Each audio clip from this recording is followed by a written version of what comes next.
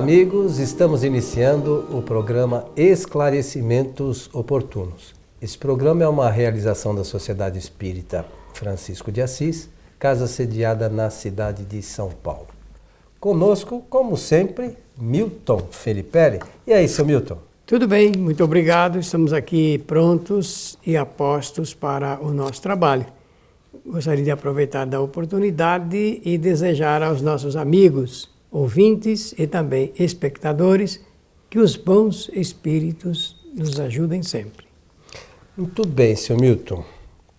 Como fazemos sempre, hoje mais uma vez vamos atender aqui a uma questão que nos encaminharam, que diz assim: no capítulo 20 do livro Evangelho segundo o Espiritismo, em seu item 4, pergunta-se como podemos reconhecer quando o espírita está no caminho certo. Para a gente fazer alguns comentários sobre essa questão, né? O capítulo é o que trata da missão. Esse item é missão dos espíritas, o item 4 é missão dos espíritas. O capítulo é os trabalhadores da última hora. Da última hora. Isso. Tá certo. É porque a configuração que se faz em torno daquele que adota, que aceita as ideias espíritas, é de que seja um trabalhador que presta serviços para a comunidade, para a sociedade, não é isso? Então, a rigor, deveríamos pensar, o espírita é aquele que se prepara para atuar junto à sociedade. E essa imagem é muito interessante. Eu estou fazendo uma lembrança agora daquela passagem de preparação que Jesus fazia dos discípulos, dos trabalhadores também. E em algum momento ele vai dizer, vocês podem ser comparados como sal. Vocês são o sal da terra. Isto é, vocês vão levar o tempero das ideias para a sociedade. Eu estou fazendo tirando uma ilação, uma reflexão.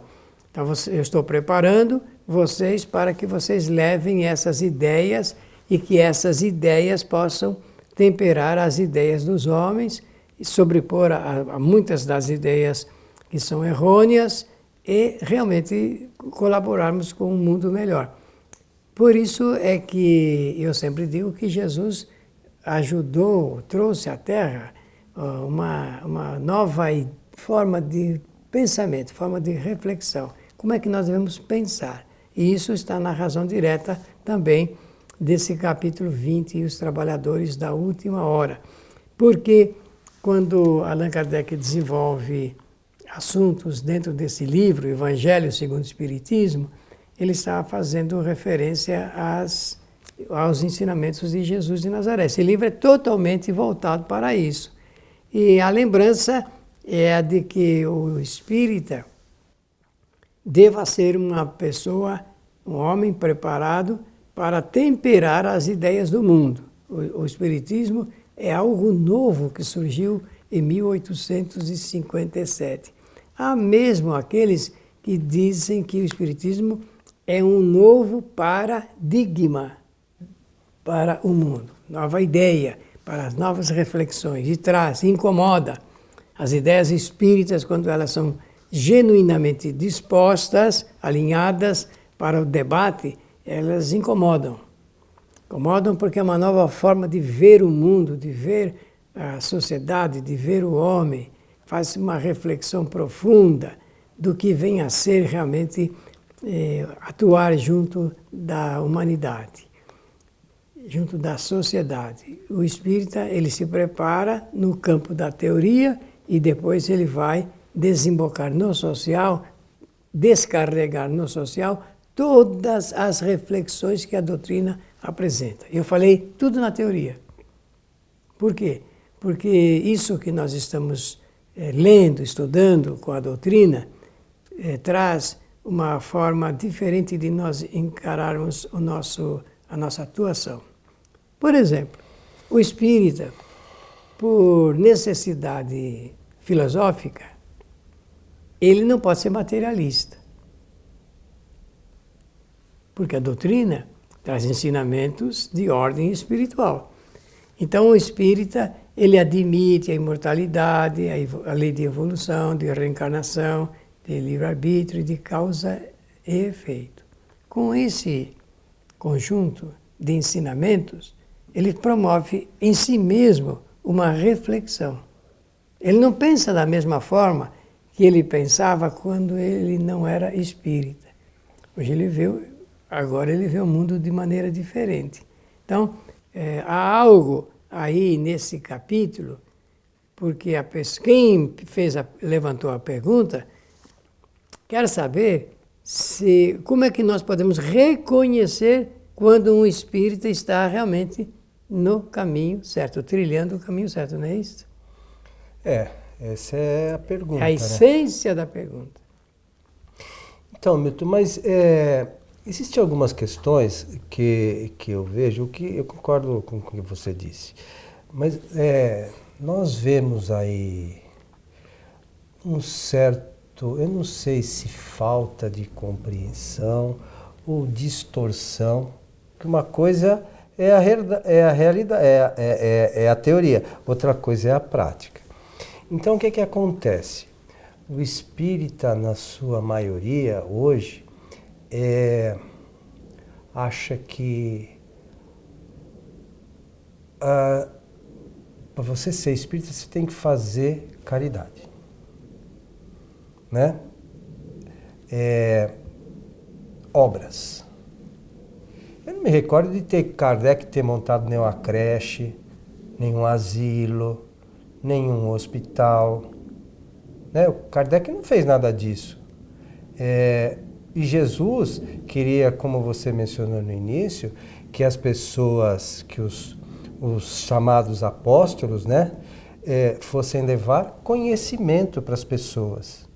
E é isso que hoje a gente não vê muito no meio espírita. Até porque a grande maioria dos espíritas não estuda as obras espíritas, que são os livros fundamentais de Kardec. Então, quando a gente fala da missão dos espíritas, eu acho que essa missão está muito ligada ao conhecimento. Difundir o conhecimento, né, doutrinário. E é o que menos se faz, pelo menos pelo menos é o que eu tenho visto e ouvido, né? A gente vê pessoas repetindo frases de pessoas sem muitas vezes refletir sobre aquilo quer dizer. Então, o que eu percebo, e inclusive na nossa casa espírita, é que as pessoas não querem estudar muito. As pessoas querem soluções. Né? Chegam na casa espírita esperando obras mágicas. E isso não vai acontecer. É preciso que o espírita busque o conhecimento para ele auxiliar a humanidade nessa transformação que é necessária. Eu vejo hoje o movimento espírita mais ou menos andando assim. A pessoa está mais preocupada em fazer caridade, fazer coisas que realmente que não tem trazido o conhecimento doutrinário para muitas pessoas. As pessoas vão na casa espírita ainda com um pouco de ilusão sobre algumas informações que receberam no passado e não estão trabalhando para essa transformação. Não sei se eu estou equivocado no meu pensamento. É uma boa reflexão. Lembrar que nós temos que ter patente que a maior caridade que possamos fazer para o próximo é realmente a divulgação das ideias espíritas. Não é? Aquilo que nós consideramos caridade, que o mundo considera caridade, que é a doação de recursos e materiais para o próximo, nem sempre é a verdadeira caridade como era ensinada. Mas é possível também, ajuda as pessoas. Com certeza. Mas não, a caridade como entendia Jesus está na razão direta da paciência, da tolerância e da indulgência que temos que ter para com o semelhante. Então, esse é o primeiro ponto. Há uma diferença sobre a caridade ensinada por Jesus e a caridade entendida pela maioria das religiões e também não religiosos. Porque esta caridade que que o mundo considera como caridade, no fundo, é uma obrigação social. Porque nós temos que ter uma obrigação social ligada com aqueles que podem menos, que têm menos, que são carentes e necessitados, porque a estrutura social está muito ligada com isso, desta forma. Agora, do ponto de vista espírita, sem nenhuma sombra de dúvida, o conhecimento é o grande benefício. O conhecimento é o grande benefício. Quando, Coelho, eu realizo trabalhos e percebo que em decorrência desses trabalhos as pessoas se esclarecem convictamente, isso já está nos gratificando. Porque nós sabemos que a libertação de uma pessoa está na razão direta da sua independência de pensamento espiritual. Então, é o primeiro ponto. Agora, a pergunta aqui é como nós podemos reconhecer. Nós podemos reconhecer quando o espírita, a pessoa, se aplica no conhecimento da doutrina, no esclarecimento do próximo sobre a doutrina, quando ela, pela excelência do seu trabalho ligado com o amor ao próximo, ajuda as pessoas a sair de dificuldades espirituais, porque o nosso mundo ele é repleto de dificuldades espirituais, influências das mais diversas categorias. E quando uma pessoa ela é ajudada nesse campo, isso é uma grande caridade. Sem dúvida. Se nós podemos usar essa expressão. Agora, é desafiador esse capítulo, porque chama a atenção, principalmente pela adjetivação do espírita, da qualificação do espírita. Como é que se reconhece o bom espírita? Se reconhece aquele que luta pela sua transformação moral.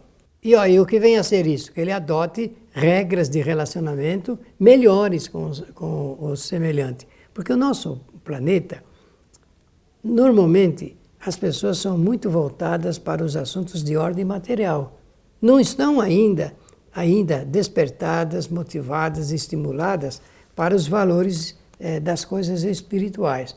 Por não estarem ainda motivadas, obviamente, a localização do seu pensamento está por trás de onde está a sua motivação. E a motivação é ganhar mais dinheiro, é ter mais patrimônio, é ter mais destaque social, etc, etc. Dizem alguns autores, amigo Coelho, dizem até que nós vivemos um momento da ditadura da beleza. Pois é. A ditadura da beleza está nos indicando um passado longínquo da nossa história em que nós tivemos um período terrível ligado a isso, onde o homem fazia muito culto ao seu próprio corpo e esquecia do seu intelecto e também dos valores de ordem espiritual. Como é que vivem as pessoas que estão envolvidas por essa loucura ligadas com a ditadura da beleza? Vivem traumatizadas, vivem sob o peso e o guante da aflição, da dor interna, porque o que o homem está procurando? Está procurando a si mesmo. Mas está procurando a si mesmo onde? Se ele está se localizando só na beleza do corpo. Então, quantas academias em cultivo a tudo isso, até pode atingir a beleza final do corpo, mas quando é que vai atingir a beleza final do espírito? Esse é um detalhe que não pode passar despercebido, porque o espírita ele tem que estar mais voltado para outros assuntos. Olha, a gente percebe, eu acho que é louvável o empenho que muitas pessoas têm em fazer exercício físico, isso é até saudável. Pela saúde. Só que assim, as pessoas, é o que você falou mesmo, elas, em vez de fazer, elas não querem estar bem fisicamente, elas querem estar belas. Isso aí. Então, tem uma diferença gritante, né, de você estar bem fisicamente, que é perfeitamente normal, né? Eu vou correr, eu vou fazer exercício para ter uma condição física, eu vou caminhar para ter uma condição física melhor. É completamente diferente. As pessoas querem estar lindas, né? Elas querem estar lindas. E com relação ainda às coisas materiais que eu falei, não é proibido fazer a caridade. Ajuda muita gente, ajuda muita instituição, existem pessoas necessitadas, isso faz parte também. Mas isso não vai... eu só dar coisas, eu não estou me modificando. Que esforço. Eu tenho lá um dinheiro e normalmente a gente dá aquilo que tem sobrando. A gente não faz nenhum empenho para transformar, ou com a história do óbolo da viúva, né? Deu o último que tinha. A gente faz isso?